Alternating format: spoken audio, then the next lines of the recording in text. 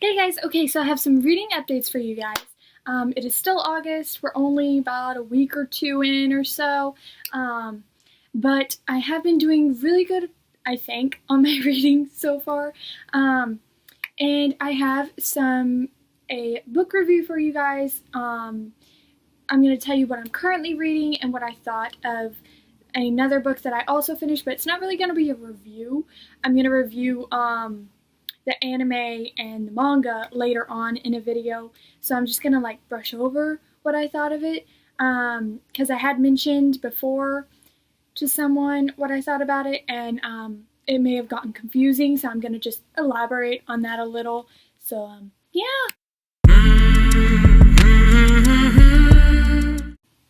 First, these are library copies, so if you see the stickers on them, that's why. I sadly have not bought my own copies yet, but I hope to as soon as I can find them for a reasonable price and with the covers that I want. So yeah, but first, before we get to the book review, we are going to discuss Yona of the Dawn. I have watched the anime of this and I loved it to pieces. But the anime ended, if you've seen my August TBR, then I explained it. It ended where you don't really know what's going to happen next, kind of, and the anime is not going to continue. So if you want to find out what happens, you have to read the manga. So that's what I have started doing. I have finished the first book in the manga, but while I do love the series and I know that I'm going to give it 5 stars later, I gave this first book 3 stars because I honestly had forgotten how whiny and immature Yona was at the beginning. I know she changes, I know a lot of things change, but just that is what you see in this first book. So I can't feel like I can give this first one 5 stars, not yet at least. So yeah, that's why I rated this one less star than I would the rest of the series, because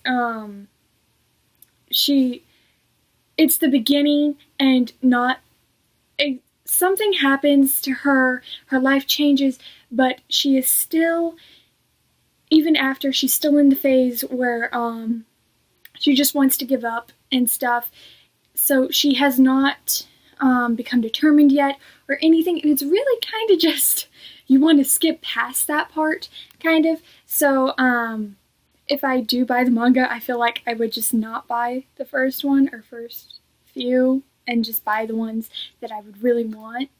So, that's what I thought of Yona of the Dawn, the first book in the manga. Okay, now we can get to the book review real quick, and then at the end of the video I'll tell you what I'm currently reading. I have finished Smoke in the Sun by Renee Adea? I don't know how to say that last name, as we all know. I'm not even sure I said the first name correct. But this is the sequel to Flame in the Mist, which I do not own either.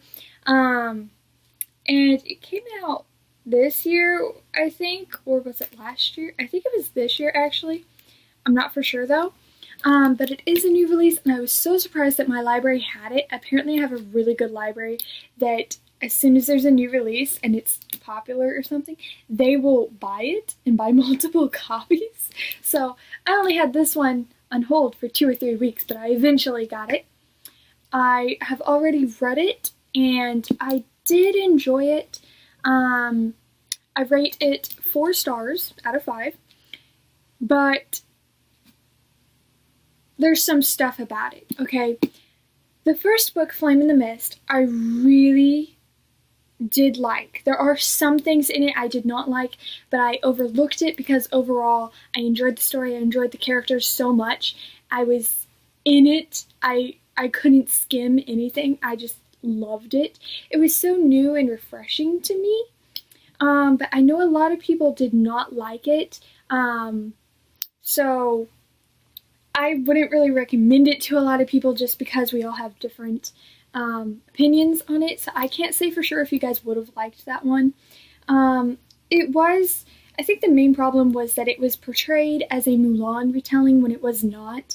The only thing it had in common with Mulan was that she dressed up like a boy, for a good portion of the book. But that's it.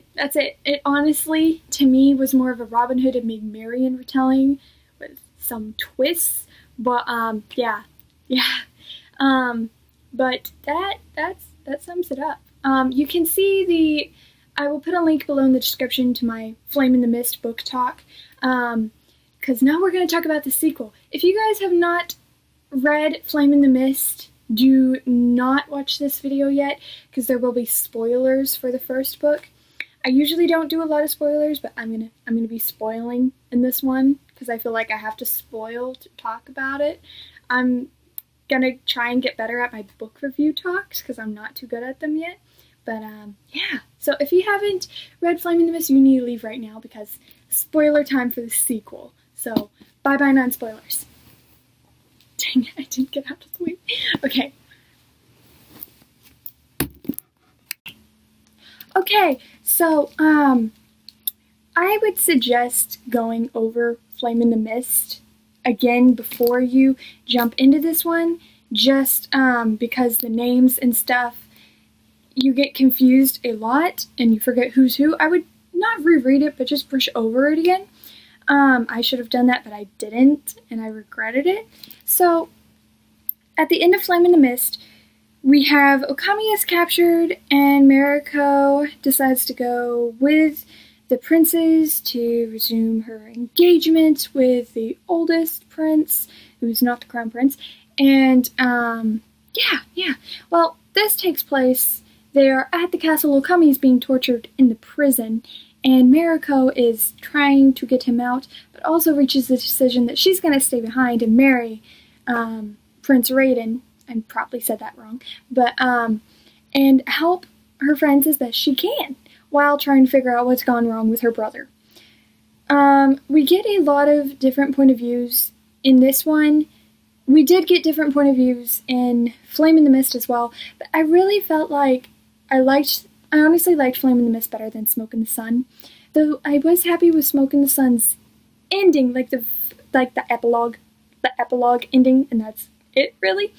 Flame in the Mist, I felt like it was going somewhere. It was so different to me, and the different perspectives and stuff. There was so much to it that it could have gone so many different places and things that I really, really wanted to see where it was going to go.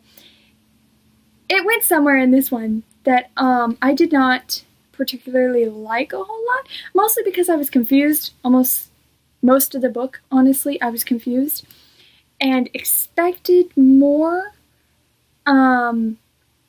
because some of the stuff did not make sense to me, if that makes sense to you guys.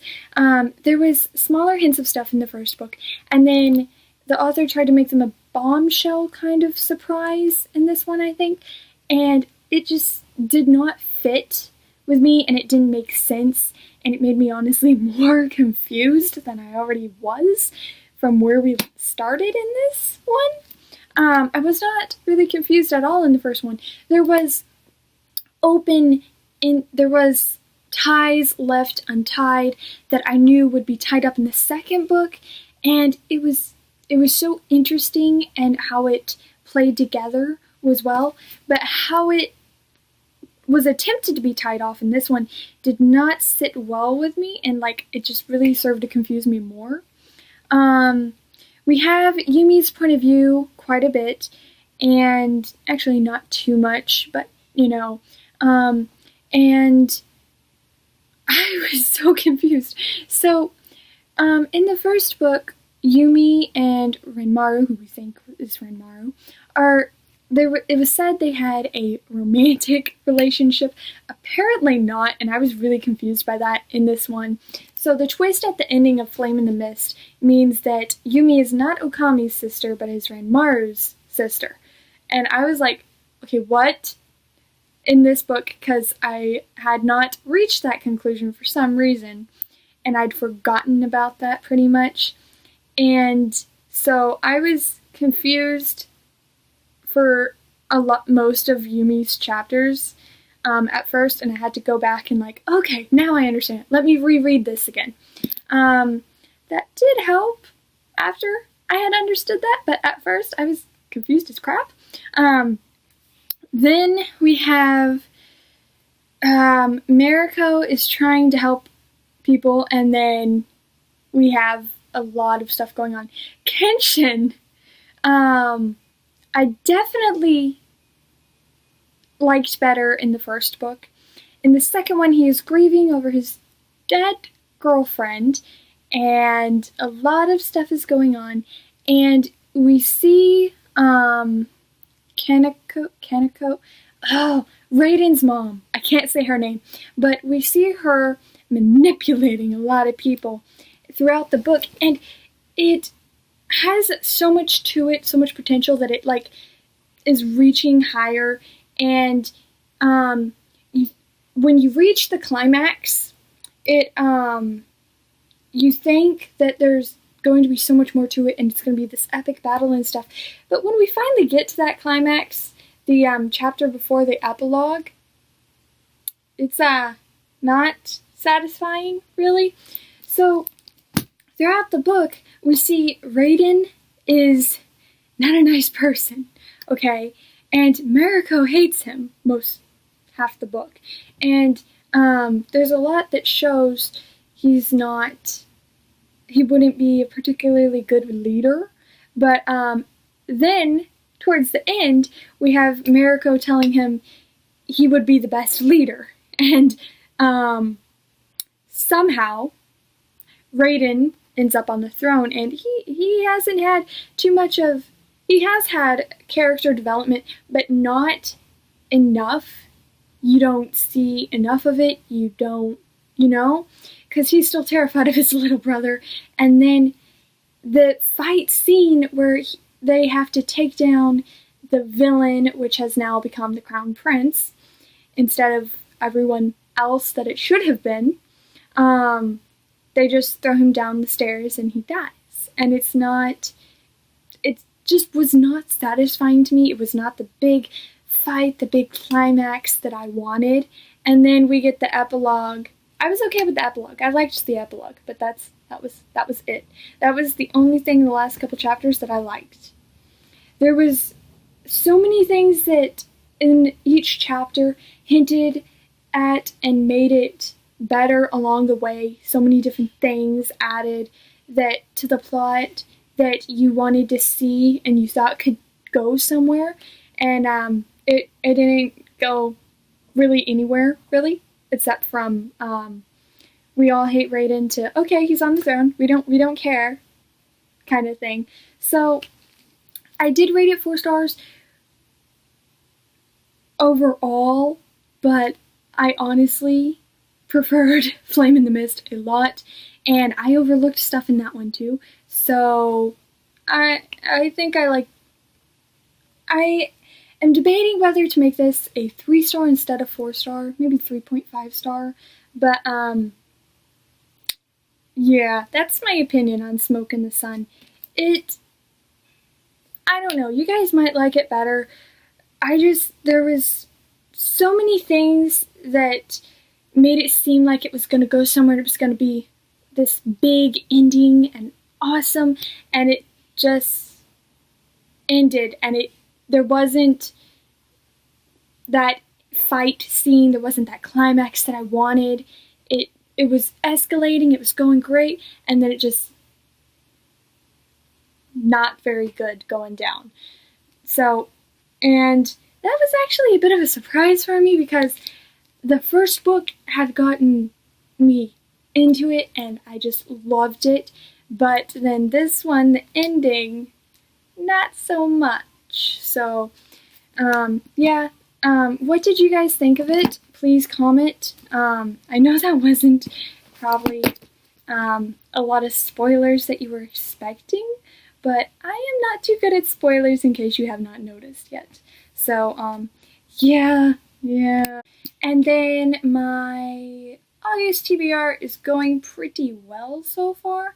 I have read these 2 so far, and now that I have discussed them with you, what I'm currently reading is Unmade, the 3rd book in the Lindburn Legacy series by Sarah Reese Brennan.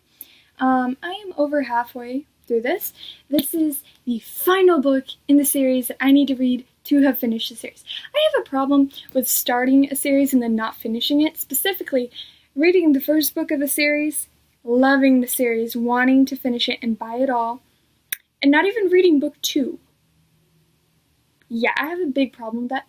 So, I've read the first 2 books in this series, now I just gotta finish book 3 and finish the series. That's also another problem, is I'll read all the books in the series but the last one, and then have to go read it, and I actually have a list of book series that I need to finish with that exact same scenario.